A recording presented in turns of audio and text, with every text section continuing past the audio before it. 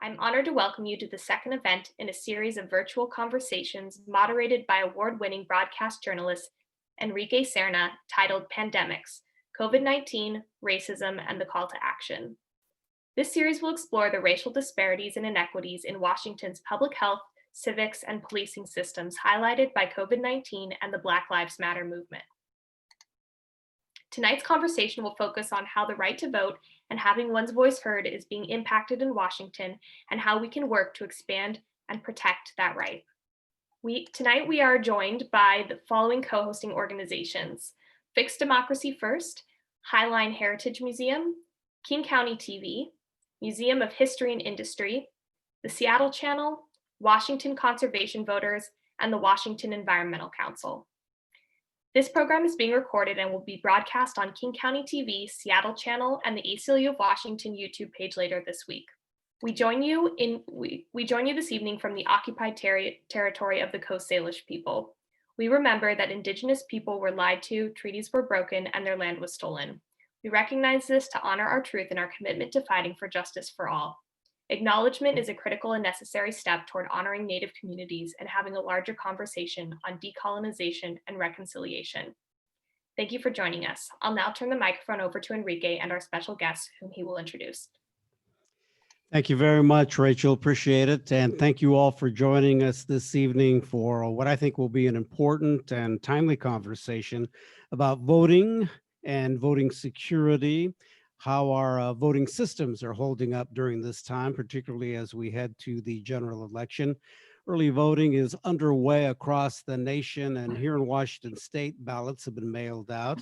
We know that people are filling them out and heading to the ballot drop boxes, which reports are showing that people are very actively involved in filling them up. So far, it's estimated that some 27 million votes have already been cast in early voting. But in the run-up to the general election, much has been made about the security of mail-in voting and questions just about voting in general. This evening, we're going to examine the security issues, accusations that have been made, misinformation, disinformation, efforts to suppress the vote, especially as it pertains to communities of color, and convicted felons re-entering society. We have a very good panel that is joining us this evening, and as I mention their names, I'll have them pop up on the screen and open up their microphones as well. With us is Jevin West. He is the director of the University of Washington Center for an Informed Public. Jevin, thank you very much for being here. Appreciate it. Have a lot to talk about with you. Also with us is Lauren Baker. She is a former ACLU lead counsel on the Voting Rights Act case, Montez versus City of Yakima.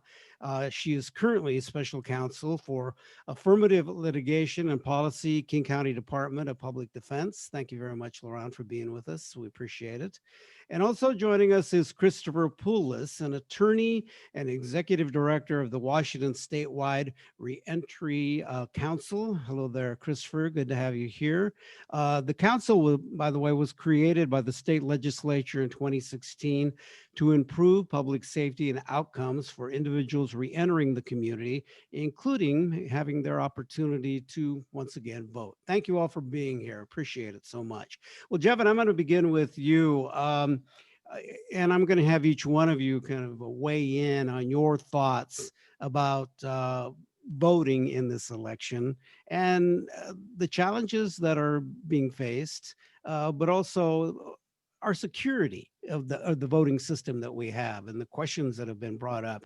What do you see as the challenges? What do you see as hopeful? Go ahead, Jevin, you first.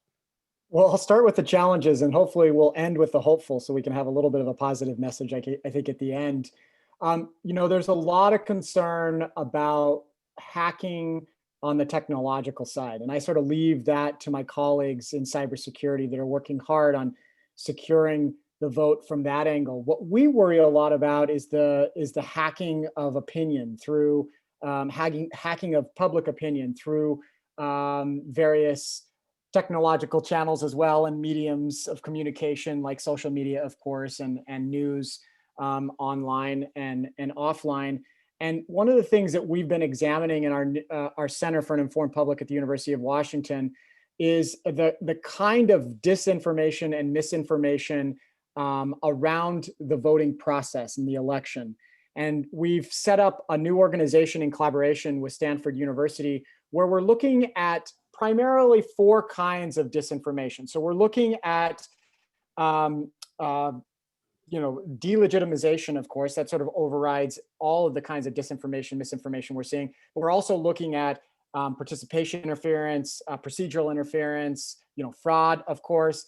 And we're really literally working around the clock, and maybe we'll get into it later today, but there are all sorts of meta narratives that have really gotten a real stronghold. And every single day, and I would say almost every hour, there are stories and images and memes that are popping in to delegitimize that vote. And there are efforts among journalists, of course, but there's researchers, there's government agencies, and the technology industries themselves that are working together. So to start with, the negative part is that there is a lot of disinformation out there, and a lot of it's domestic when I compare it to the 2016. Doesn't mean there's not bad state actors. There are, but there's most of the efforts, at least that we've been examining, are domestic oriented, and so there's work. Good news, at least right now, is that we're seeing a lot of different stakeholders come together on this. So that's the good news among a lot of bad news. Right. And we'll break this down as we continue our conversation here, because there's so much to break down.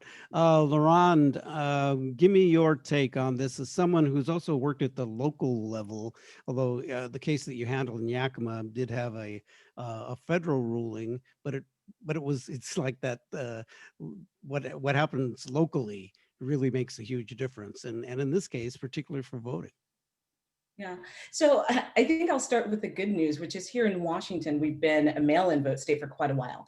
And so that provides us a number of protections that other jurisdictions across the country really don't have right now. We aren't looking at, any sort of attempts to, burden the right to vote through systemic changes to access to polling stations or long lines, things of that sort. So we have a lot of protections, but here we also have some issues. We have systemic problems with our electoral system that really impact communities of color ability to vote. You talked about the Yakima lawsuit, Montez versus the city of Yakima, and there was a companion lawsuit called against the city of Pasco.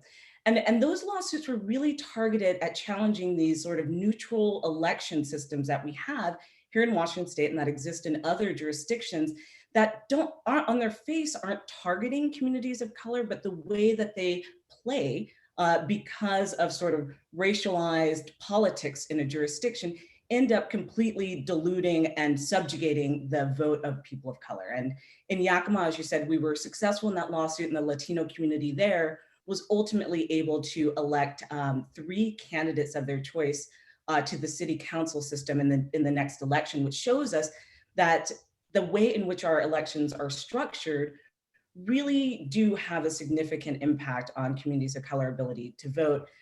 There are a couple other issues that I think are really important here in Washington when we look at our election systems and how they impact communities of color. And we know that the criminal legal system targets historically Black, Indigenous, and people of color communities, right? BIPOC communities have long been targeted and over-policed, and they're therefore subjecting Black and Indigenous people of color to heightened rates of incarceration and involvement in the criminal legal system.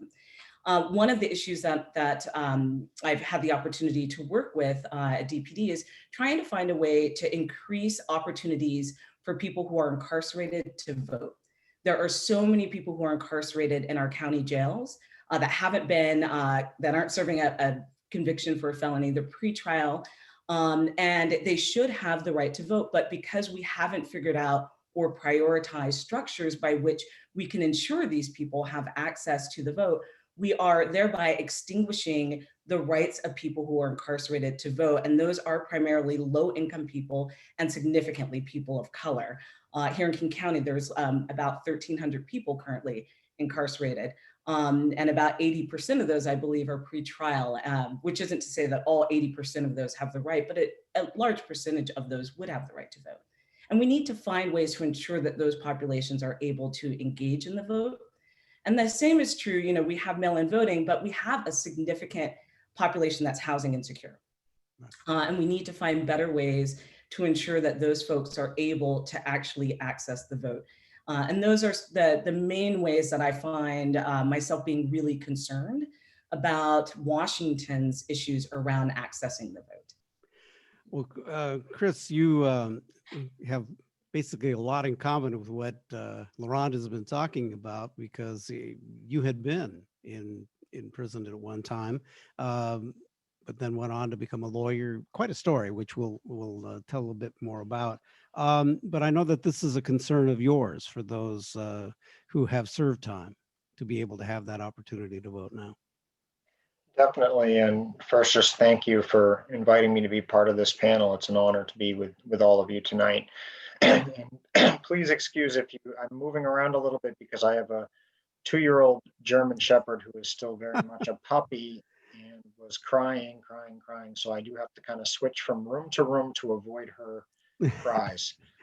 So we'll please know. bear We'll know with now. me. Yeah. Yes, that's Okay. what's happening with my All right. moving around and kind of franticness. So yeah, the backing way up, I mean, my personal experience, I was incarcerated in the federal system, and I'm originally from the state of Maine, which is one of 2 states where you can still vote while incarcerated. And that, even though I was basically shipped from Maine to first New Hampshire, then Brooklyn, New York, ultimately Lewisburg Federal Penitentiary in central Pennsylvania is where I served most of my time. And so here I am, separated from society, separated from my community, separated from my family, and yet I was actually able to receive a ballot in the mail. And what that did was that put into perspective for me that I was still a citizen. I was still somehow part of the community, even though I was currently physically separated from it. And that actually was highly conducive to my own reentry, my own civic engagement in the future. And it really made the chances of me wanting to continue, not that I ever really wanted to do the things that wound me up in prison in the first place. That's a story for another day. Being able to vote while I was incarcerated posed absolutely zero public safety risk. There's no rationale to suspend voting rights while people are incarcerated or after incarceration, while reasonable restrictions on certain rights are understandable in a prison or jail. Voting isn't one of them. There's just no rationale for it. And being able to cast my ballot made me feel like I was still part of. And I'm happy to talk later when we have time about more of the policy issues about what's happening now in Washington and Florida, et cetera, around voting rights and as it relates to arrests and criminal convictions in prison too. But that was my personal experience. I do want to mention here that to those folks that are joining us this evening, if you want to send us a question or a comment, you can do that through the Q&A dialogue box, and we will work that into the conversation as we go along here. But we definitely want your participation and to hear from you. Also want to note that earlier today, the U.S. Supreme Court actually rejected a Trump administration effort, or actually it was a Trump campaign effort to stop the extension of counting of mail-in ballots in Pennsylvania. So that happened today. So the voting issue is very timely as we even talk to right now. So Jevin, let me go back to you.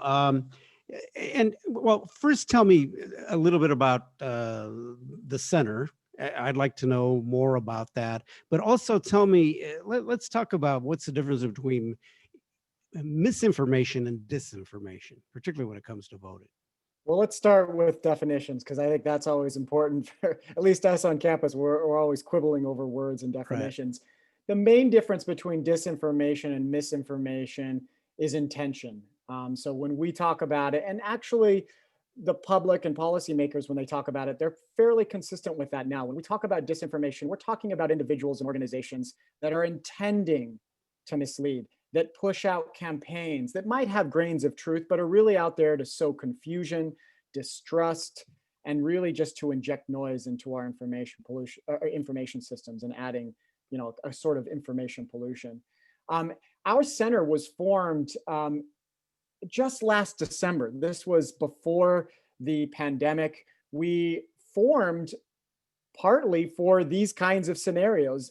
Crisis events and major events like elections are times where there's a lot of uncertainty and collective anxiety. And I think we are at a level, if you could measure such a thing, and there are measures out there that scholars look to, that our country is going through right now.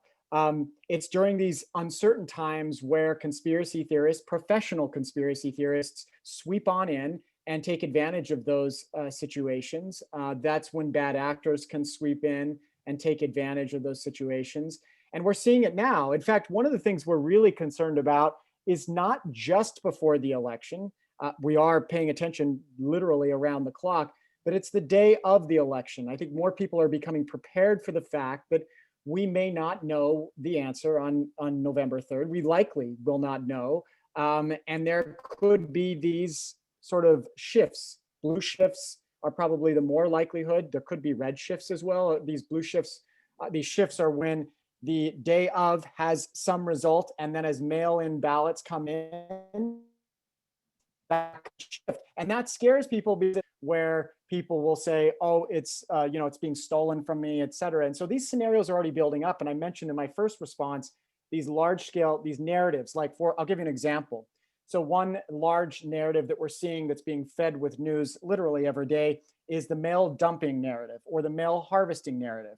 And those narratives sit around, and then there are memes and images that will support those kinds of things. And what we need to do in journalism and in scholarship and others that report on these things is not just attack that piece of news, but also the narrative itself. And so that's one of the things, that's the kinds of things that we do in the center. But the center more generally is really a mixture of research, policy, and community engagement. That's why I'm here today, because it's a community engagement kind of thing. And that's one of our missions. It's to be specific, it's to combat strategic misinformation in society, to promote an informed society, and of course, to improve democratic discourse, which we've seen an erosion of over the last several years, and an erosion in trust more generally. So we're a center on a campus, but really we represent the entire community.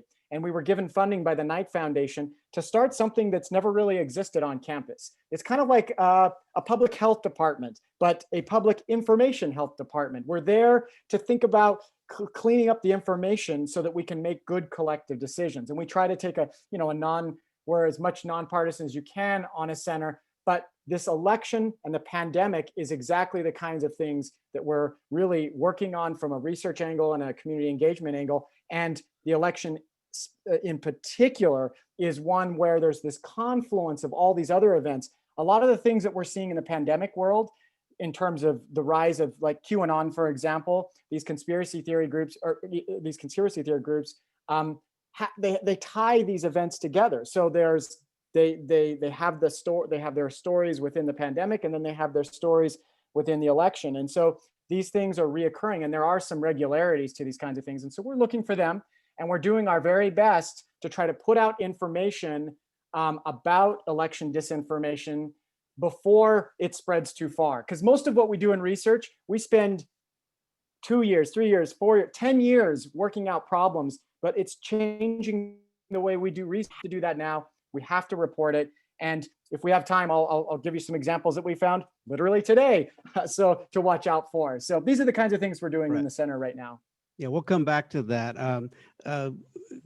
Quick question. Are we really talking about what's being generated online for the most part? That's a great question. We do most of our work online and on social media, but what we're finding more and more is the permeability between different kinds of media and the things that happen in the physical world. So one example is the permeability between the talking heads of our hyperpartisan news environment online and then what happens on social media. We've reported on a few specific research projects and findings where basically there's an amplification by these talking heads that pulls the conversation from Twitter into these these shows on these cable news stations, but then they feed back into the conversations on social media, and it has this feedback loop. And to get to your point, Enrique, what happens is it doesn't just happen online, it manifests itself in the physical world. So QAnon, who I've mentioned several times, I wish I wouldn't have to mention QAnon. It's one of those real unfortunate, surprising events that I wouldn't have predicted when it started in 2017, when we were tracking this sort of thing. Those individuals are showing up in protest with QAnon shirts and QAnon flags, and not just in the United States. In over 70 countries have now reported in-person events with QAnon sympathizers. And for those that aren't familiar with QAnon, QAnon is a conspiracy theory group that believes that there's a cabal, Illuminati, pedophiles and Satan worshipers that are from Hollywood and political circles that are running the world, and that there's different incarnations of it, that they're there to try to stop that. And the unfortunate thing there is not just its base philosophy, but also that it takes away from the actual efforts. So as an example, they hijacked the Save the Children hashtag not long ago, and that took away attention from real organizations that are looking at human trafficking, in addition to all the other things that are problematic with that group. Right. Laurent, let's go to you. It's said that, I think this is how the phrase goes. What is it? All politics are local. And in the case of, if we look back at Yakima, and I think we could maybe draw this out and look at kind of the impact on other communities. When it comes to voting, that one of the things happened over there was that for many years, and it was mainly the Latino community in Yakima, that at this point is close to 50% over there. I think about 45, 47%. It didn't have a voice in local elections. And a lot of that had to do with the way the structure of the kind of the district, or there weren't districts, it was kind of an at-large system. But this isn't not a unusual type of thing, am I correct? In a lot of communities around the country where this issue then disenfranchises communities of color? That's right. So that the Montez versus City of Yakima case was really an attempt to ensure that the Latino population there had meaningful access to representation on the city council, because our local governments play such a critical key in our quality of life and in the way in which we live on a day-to-day basis. In Yakima, when we brought the lawsuit, the Latino population was just under 40%, but they had never been able to elect a Latino candidate of choice to the city council. And what that meant is in Yakima, the city is very segregated. The eastern part of the city is heavily Latino and the western is heavily white. And you could see municipal investment change from the east side to the west side. You would see parks that had broken playground equipment, pools that were closed, streets with no lights. In the east side, very neglected area. And as you moved west to the more white part of town, you would see municipal investment in programs that serve that population increase. So you had a population that really, was paying taxes, was really at the mercy of local government, but had no say in it at all. And so the lawsuit was meant to change the at-large election system, which means that everyone in that jurisdiction voted on each and every person who was elected to the city council.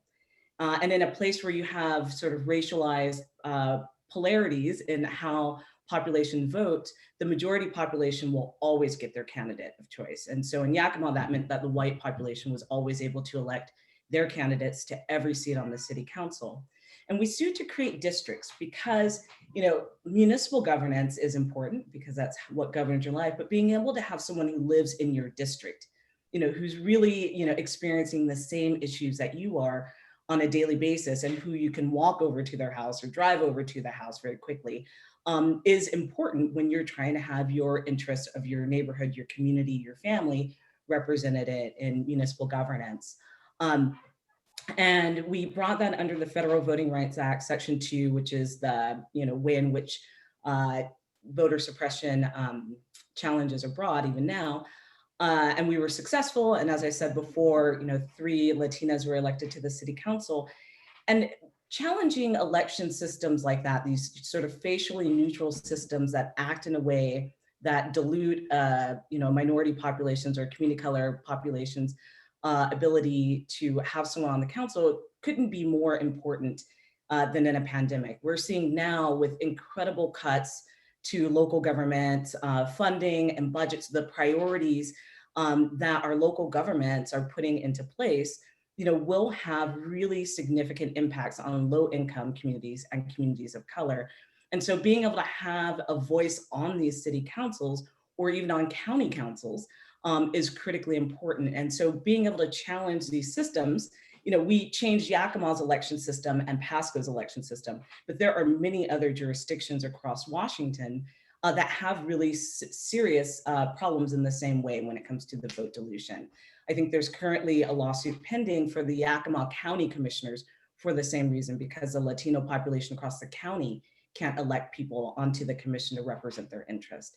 But in this moment, I think with the Black Lives Matters moment and the long simmering sort of silent pandemic of police violence against Black, Indigenous, and people of color, we're also seeing a much more engaged population around our local governance and people wanting to ensure that there are elected officials who are, 1, holding law enforcement accountable, and 2, using financial resources in a way that promote real safety.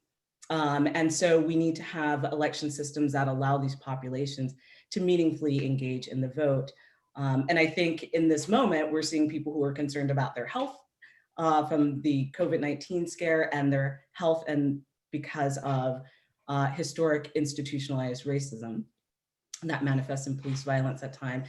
And I'm heartened by the amount of growth in participation in our local government processes. And I think we need to make sure that the jurisdictions that still have at-large systems that dilute the vote of communities of color make the changes that they can make voluntarily under the Washington Voting Rights Act. Well, Christopher, let me come over to you now and talk a bit more about, first of all, tell us about the council and its existence, how it came to be, and why it's important. Sure. So the Statewide Reentry Council was actually created by the state legislature about 4 years ago. And we're tasked with advising the governor and the state legislature on reentry. So what is working in the state around reentry, what is not working around reentry, and what can be improved. So that's our main task is. So we're really involved with legislation. We're able to support actual bills, which is nice. So I work for the state government, but do have some degree of autonomy as a council to be able to actually pursue policy objectives, even if they're not necessarily within the governor's top priorities or something like that, which is great.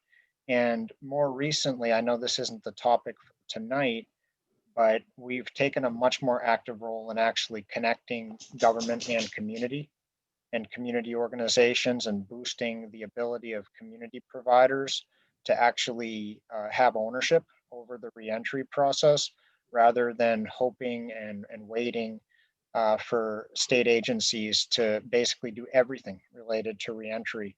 And we found that that's a great way to do it. So the way we've been doing that is real simple, is reallocating funding from the Reentry Council's very small operating budget directly to community organizations across the state to get people into housing who are being released from incarceration during COVID-19. And so that's, again, not the topic for tonight, but that's one way that we've kind of shifted from working at the legislative and executive level to actually making sure that when people leave jail or prison, they have a place to stay, they have a way to communicate, they have a way to get around. And all the other stuff is wonderful, but if you don't know where you're going to sleep that night, Yeah. It's incredibly difficult to successfully re-enter. Well, this is an issue that we will be discussing in an upcoming virtual conversation. So we'll probably have you back for that. Right. Back to the issue at hand. Your background. You were incarcerated. I believe you had drug and alcohol problems. You spent time in prison. You talked about how voting or having that ability to do that was a kind of a lifeline for you. So give me an idea for someone that is incarcerated, what the ability to vote is that important to them? Well, I mean, it probably depends on the person. I'd love to say everyone is thinking about voting while they're in prisons. Not everyone is going to be focused on voting specifically, but what it would do, and most people who are incarcerated cannot vote. The overwhelming majority of people cannot vote.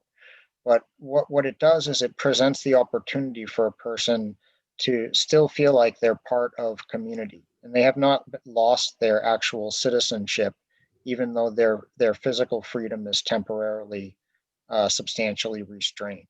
So I think that's the most important thing when it comes to voting, is that it is, and there was a question about whether voting is a right or a privilege, and is it in the Constitution? Where is it? I will let a more seasoned attorney on this call, or somebody dive into the details of that rather than me.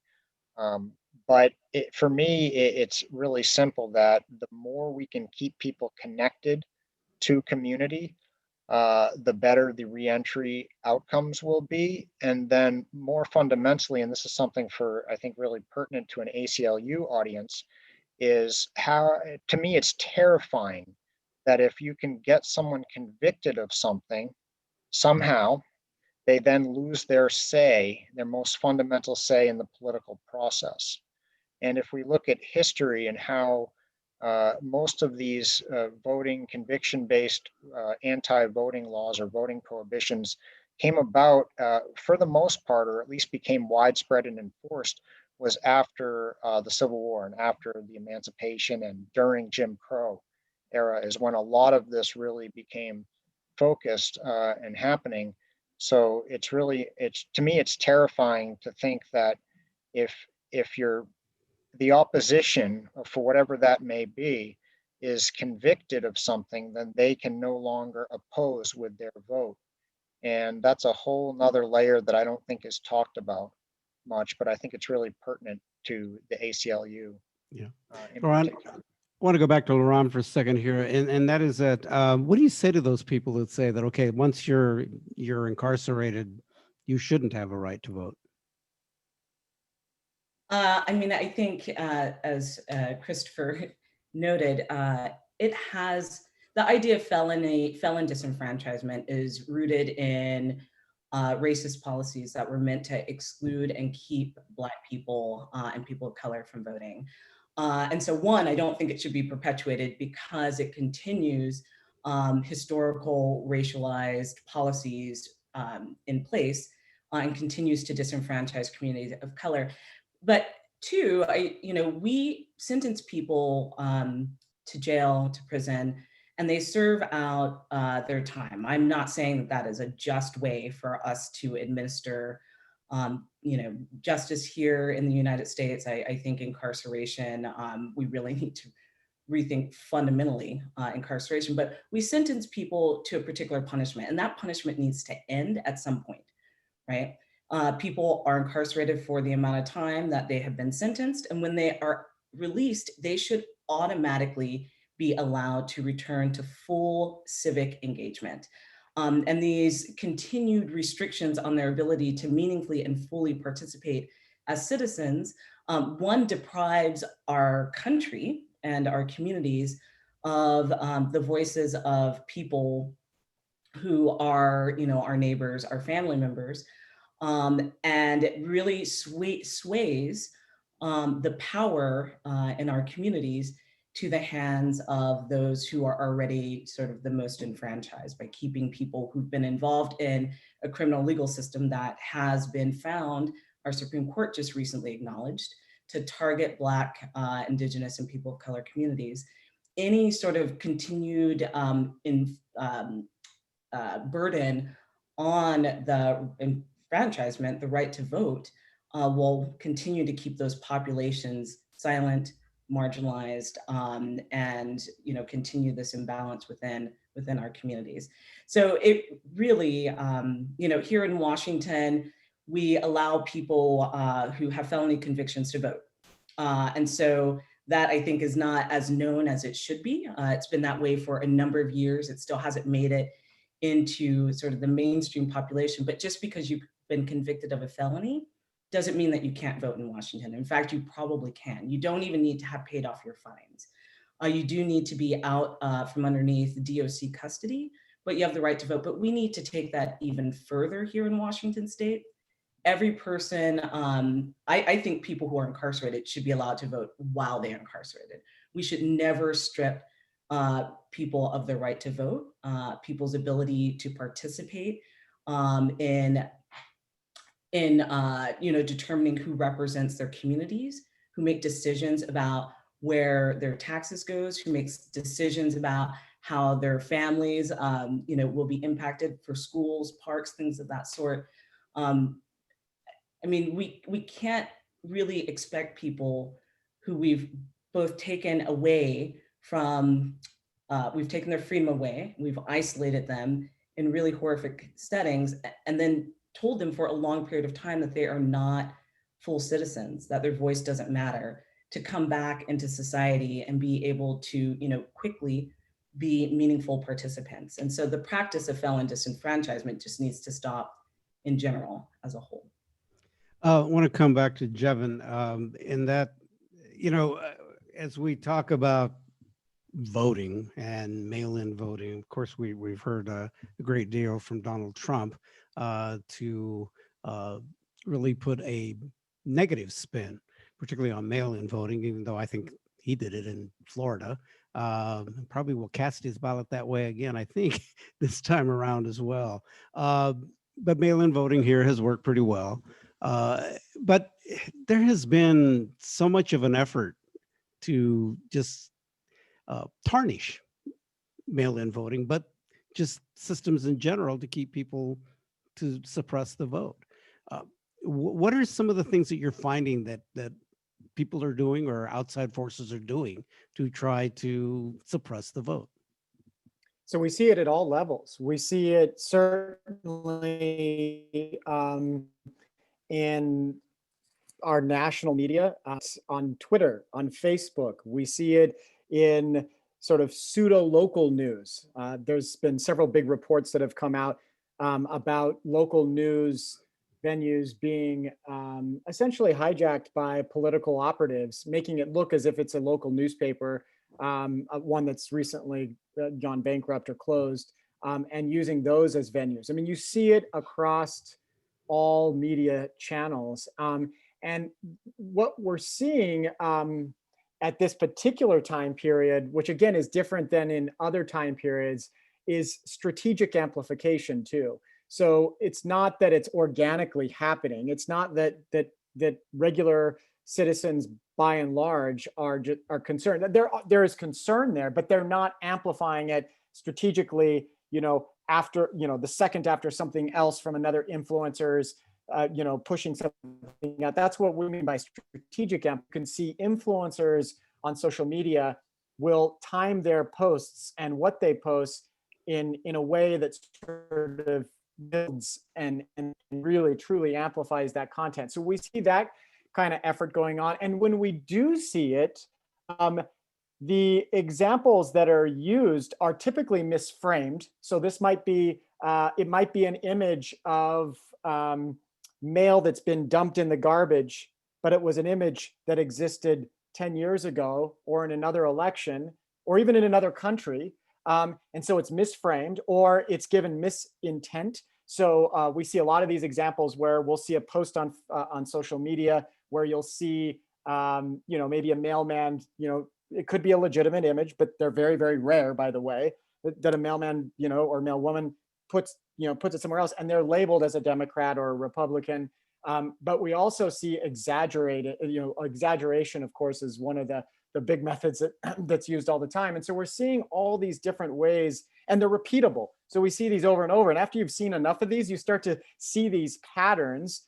And around this narrative of harvesting and male dumping, you also see this this ability with, in coordination with lots of different groups, and we've done some posts. You're welcome to go read some of the posts where we've shown this coordination at all of these different levels to get these stories out and to discourage people from voting. But I should say that we also have to be careful within academia and in journalism not to, I don't know the right word, it's not necessarily over-report, but be careful not to over sell that maybe there's really long lines, because that may discourage voters too. So we have to be careful to not always report and sort of run to these reports of these incidents of failure, because there are some failure, and there's some of these that are synthetically amplified. But we have to be careful to also be reporting the 99% or whatever the percentage of all the votes that are done well. We need to build confidence in voters right now. So I guess one of the big messages we've been putting out for the last couple days and actually weeks is, and we're writing a post about this right now, is to make sure that when we talk about these things in public and on media and in social media, that we spend as much time talking about all the ways that the system does work. I mean, Washington State is a good example. Again, we all have these, there's all sorts of examples that people can cherry pick, but we want to make sure that we're out there showing all the ways in which it does work to build confidence rather than erode that confidence. I've actually been quite heartened by seeing some of the early voting, even though there are long lines, what people are doing and willing to do, Yeah, isn't just that to be able amazing? to cast their vote, to That's stand so in line inspiring. for as long as they're willing to do, or drive from another county, like in Texas, where they have limited the ballot boxes and things like that. One ballot box for right. all of Houston. I mean, Right, that's just Yeah. ridiculous. Yeah. Chris, you wanted to pop in and make a comment about kind of the what's happening nationally and things on voting.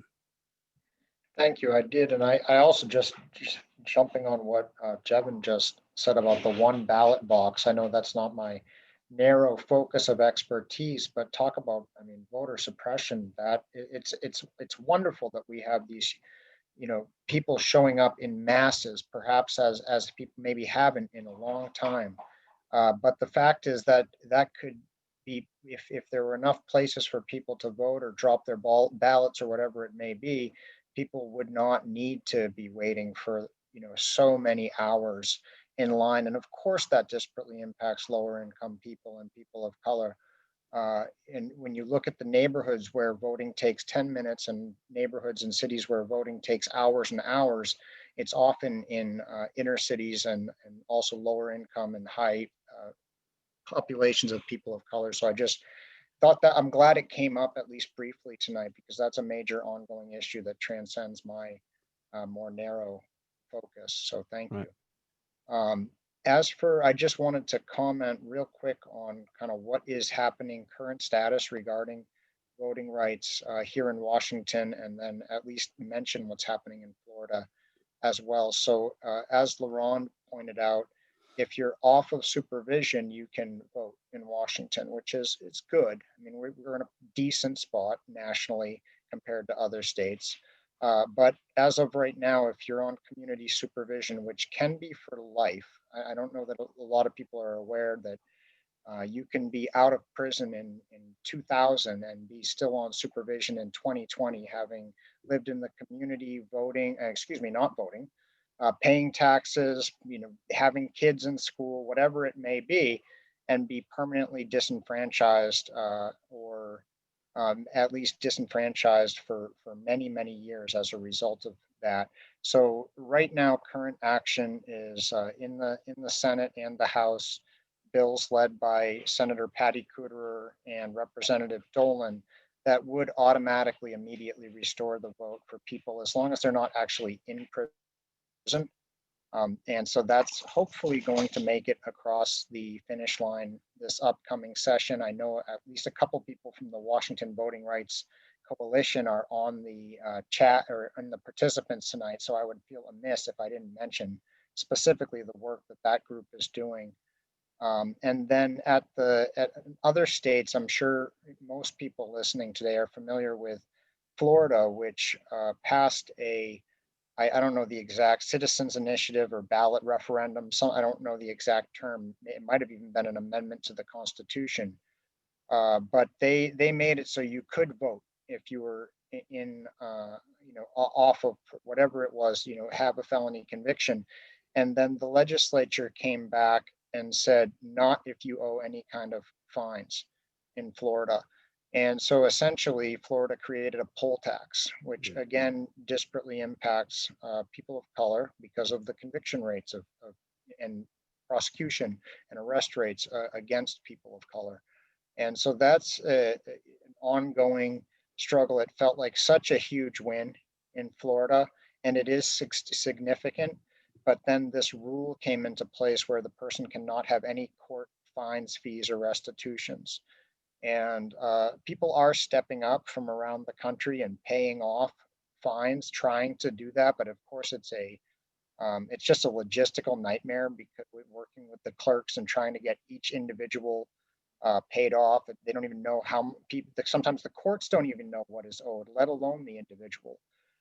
But nonetheless, the people of Florida spoke and said that people who have been released from incarceration should be able to vote, period.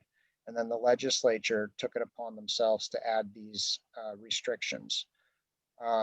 So to me, this should be a bipartisan issue. It really isn't, but we're hoping that it gets there as far as conviction-based disenfranchisement and reenfranchisement.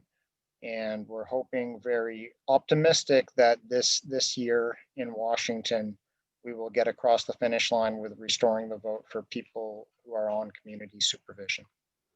Let me work in some comments here from folks that are watching tonight. This is a comment that says, earlier today on another Zoom talk, the speaker emphasized that voting is a right, not a privilege. Does this need to be expressed as a constitutional amendment or go state by state, or then they have a question mark. So what can I do to make the right to vote universal in the US? Who would like to pick that one up? Or all of you? Anybody? I'll move on if you don't want to do that. Okay. Here's another question. Has not allowing those who are incarcerated to vote always been a form of voter suppression? It seems that way when you look at this country's incarceration rate and who's being incarcerated, especially when many have lost their right to vote forever. Chris or Laurent, do you want to take that up, please? Short answer, yes, it always has been a way. And like I mentioned earlier, those laws may have been on the books, but weren't really enforced, or they actually weren't even on the books at all until slavery ended, or at least what we classically in our history lessons look at as the term slavery, pre-Civil War. And so, yes, it's been an ongoing means of keeping power in the hands of white people, and particularly affluent white people and white men for a very long time. And it continues to this day. I don't think the efforts of the legislature in Florida are anything but that. It's attempting to maintain the status quo even against the will of the people. Right. Laurent, you want to weigh in? Yeah, every citizen has the right to vote here in the United States. This, I guess, kind of dovetails with the question before. Universal right to vote is that's a little bit hard to answer, right? Because here in the United States, we have so many people with so many mixed citizenship status that I don't know if we are going to be able to reach universal right to vote. Like everyone over 18, regardless of their citizenship status, has the right to vote. We certainly in this particular moment aren't in a position for expanding the right to vote. We're in a position of right now trying to protect the right to vote for those who have it. And every citizen has the right to vote. But there are these limitations, these laws that have been created, like felon disenfranchisement. And most of those came, as we all know, after slavery and then during the Jim Crow period. And they were specifically meant to target and limit the ability of Black people and people of color from participating in electoral politics and being able to have their interest represented by political candidates. So yes, these restrictions on the vote are rooted and extensions of racist policies that have been around with our country for a very, very long time. And we need to do everything that we can to root them out, because we have seen over the decades what impact they have on communities of color, and what impact having elected officials who really aren't connected or don't care about particular populations, what impact that has on those populations, right? That is why we've had the war on drugs. That is why we've had long increased attacks on low income and communities of color, is because of these limitations on the right to vote for people of color and communities of color. Even if the restrictions aren't on their face targeting communities of color, the actual impact disproportionately burdens the rights of citizens of color, Black citizens, to vote. And it has really significant impacts on policies that are played out both locally and nationally. Quickly, Christopher, I know that we're going to have to let you go here in a few minutes because you have another Zoom call right after us. But I wanted to know, when you were incarcerated, did the other inmates ever talk about, if you talked about voting, they'd say, well, we never, my father didn't vote, my mother never voted, so it was just kind of a natural thing that they might not vote? You need to unmute yourself. There were certainly some people that had never voted. Maybe they had, it could have been generations that had never voted. But there was also people that for the first time while incarcerated, perhaps for the first time, got actually really involved in what's going on with the legislature, what's going on with the executive branch, what's going on with the law and the changing laws, because it was so pertinent to the people's futures. So what I saw is, even in cases where people, situations, not literal cases, but situations where people may not have voted in the past or not been exposed to voting in their household, actually did become involved due to the interest in, frankly, trying to overturn their own case and helping others as what we would call each other jailhouse lawyers. And then more broadly speaking to the topic, real quick, on mass incarceration, I was reading, this was before the 13th movie and book and everything, by Michelle Alexander, when I was in prison. And I just happened to be reading the Constitution in prison, something we did. And I went to my friend Melvin, who's a Black man I was in prison with. And I said, Melvin, you won't believe this. This is like, we're basically still having to do slavery here. Like, what is going on? And this was like a revelation to me. And Melvin lovingly put his hand on my shoulder and patted me. And he said, this is nothing new. This is nothing new. It's just somehow some of y'all got caught up in it this time too. And that was a moment of realization for me. But, both of us were aware enough to be able to become interested and engaged. And I had never really been interested and engaged myself prior to actually being impacted by the laws. So that's my experience. And I did see other men in Washington, particularly the Black Prisoners Caucus has been around for decades and highly active in what's going on in the state, in legislation. And of course, voting is so fundamental to all of that. Great question. Thank you. Christopher, I'm going to let you go because I know you have to go to your next session here, but thank you so much for joining us this evening. I really appreciate it. Thank you, everyone. All right. Well, we just have a few minutes left here. Jevin, I want to go back to you, and that what should we be on the lookout here regarding, I guess, misinformation, disinformation, particularly in these last couple of weeks before the general election date? Well, I would say, working backwards from election day, I think election day itself is going to be one that we all need to be prepared for. likely because of the uncertainty and the collectively sort of riding through the country, and also because it's a time where we suspect there'll be a flood of disinformation. So I say certainly election day and after election day as well, to look out, to be especially vigilant during that particular time, and look to trusted news sources more than ever during those particular days.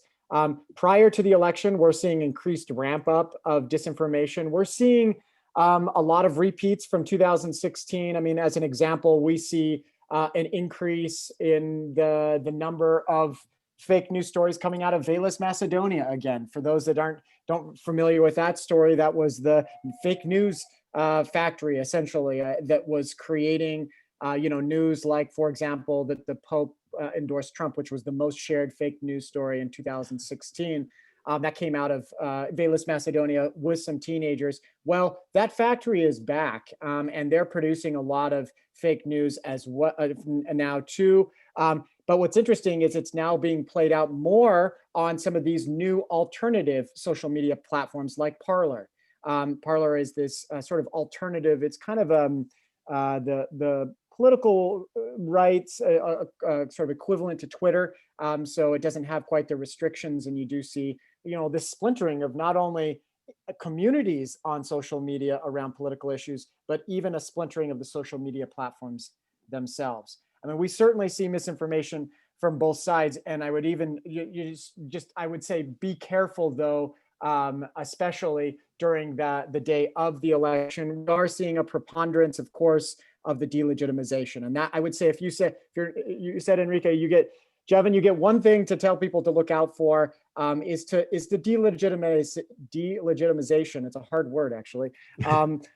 Efforts that are going on from bottom down, from political leaders, and also in the social media sphere and in our news environments. And I think that one we need to push back on as citizens, and make sure, just know that it's coming, and it's coming full force. And so I think that's the biggest thing to look out for, and the kinds of news that feed into that particular narrative.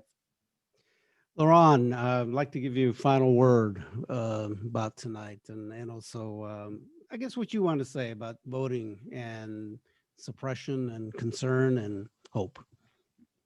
One, again, thank you for having me on tonight. I do want to, there's, I think, a question about signatures and when a signature should be accepted or rejected, and similarities. And I just want to touch on that just because I've worked on that issue before in a really hotly contested election in Eastern Washington.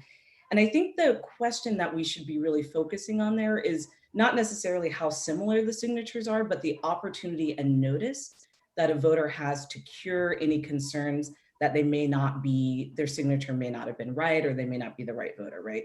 What we need to do is build in as many protections at every level to ensure that each and every vote that's cast has the opportunity to be counted and is not at any risk of being rejected improperly.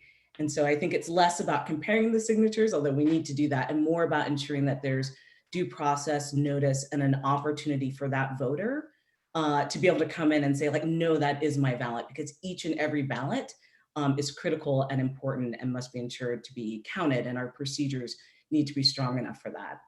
I think going into this next election, we, at the national level, there's that.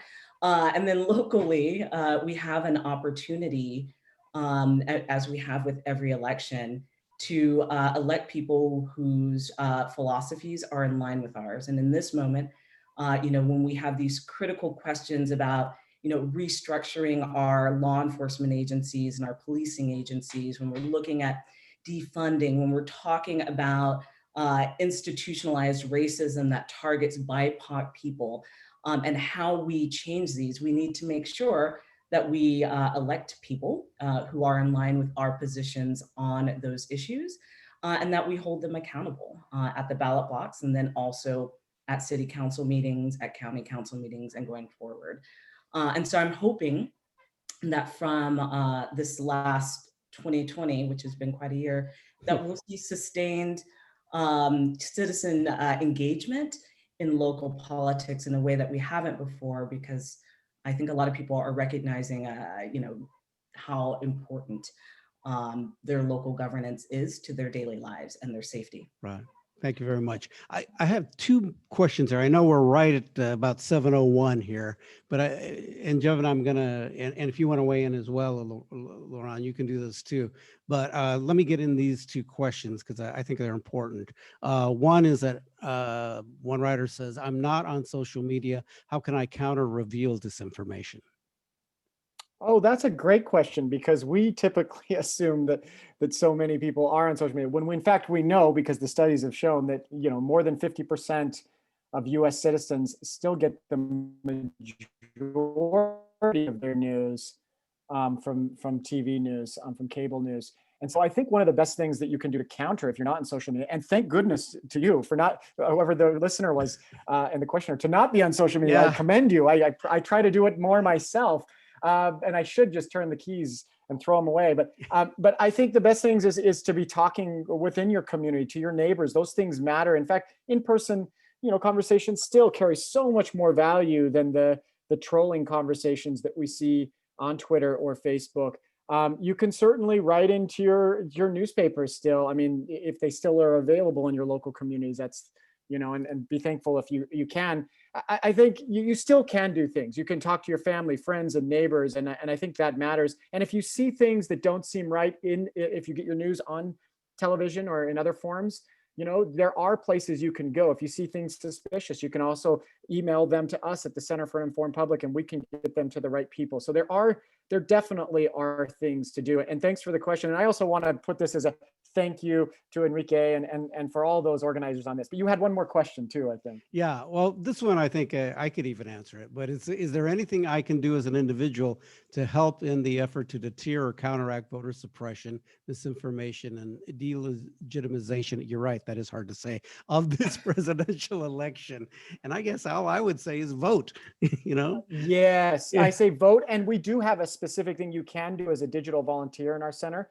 If Yeah. you see things specifically around voter suppression, voter legitimization, election integrity, you can email our center, and we use those tips of things that you may have found on social media or the news or your newspaper or wherever you find, even in your email. You can send it, and then we put it into a queue where, if we haven't looked into it already, we put a team to investigate these things. And our team now consists of over 100 people devoted to this, working Wow. on this across these different organizations. It's a large group that works on this. And we take a lot of what we found are based on these tips. So you can go to cip.uw.edu. So it's the Center for an Informed Public at the University of Washington. And we do take in tips that people find around specifically voter integrity. So don't send us things, at least right now, about Trump saying this and Biden saying this. We're letting the fact checkers work on that, the political commentators work on that. We're working on issues of misinformation, disinformation around election integrity. Right. Well, thank you so much. I want to thank you both, Jevin and Laurent, and also Christopher as well, for taking the time to spend this past hour plus with me to have this conversation, which I think is very important. This year has been incredibly strange, but let's just do what we can. And again, let's all vote. That's the most important thing. Also want to thank our community partners for the presentation of this conversation. Fixed Democracy First, Highline Heritage Museum, MOHI, the Museum of History and Industry, the Seattle Channel, and King County Television, which will also rebroadcast our conversation. Washington Conservation Voters, the Washington Environmental Council. Take care, everybody. Make sure that you're practicing social distancing, washing your hands, all of those good things, and of course, vote. And Allison, am I turning it over to you to have a final word here this evening? No, we can send it right back to Rachel. Rachel, are you there? There, okay. Well, let's go to Rachel. Rachel, are you giving us the final word? Just thank you, Enrique, and thank you to our esteemed panelists for joining us tonight. I hope everyone has a safe and productive week, and get out there and vote. Thank you. Vote. Good There you night. go. Enrique's got the message. Take care, everyone. All right. Thank you all.